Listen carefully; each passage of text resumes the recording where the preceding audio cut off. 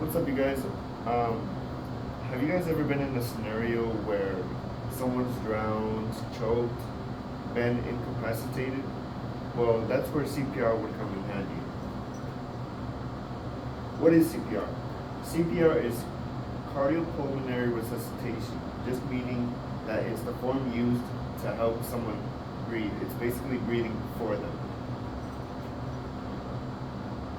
What is normally used when performing CPR?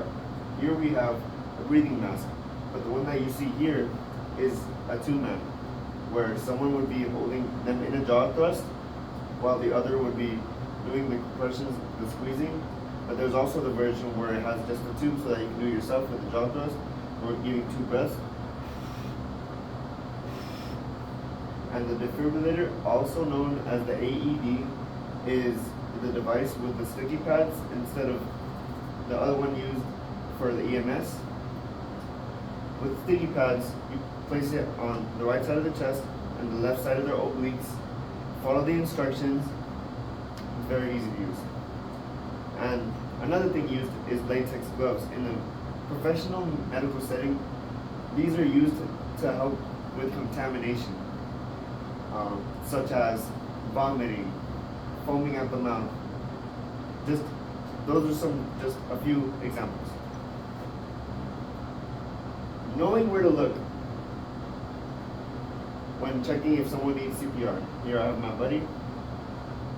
I'm gonna, first of all, check for his choroidal artery in his neck. Great, because he's an adult, but if he was a child, I would look for his brachial artery in between the elbows, right here, checking for that pulse.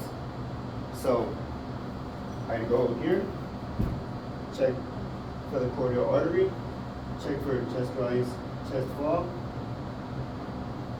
If none of those are active, that's where you perform CPR. But to go more into the steps, first of all, what you're going to want to do is check the scene. You're going to look if everything's safe, nothing's going to harm you or any others around. You're going to call for help, so have someone call for EMS so that they can come take them away if there's any more help needed. You're going to check for breathing, as I just showed you, for the chest rise, chest fall. And if none of those are going through, you're going to start the compressions. And with the compressions, you're going to have it like a dive gesture, but your arms are going to be straight forward towards you,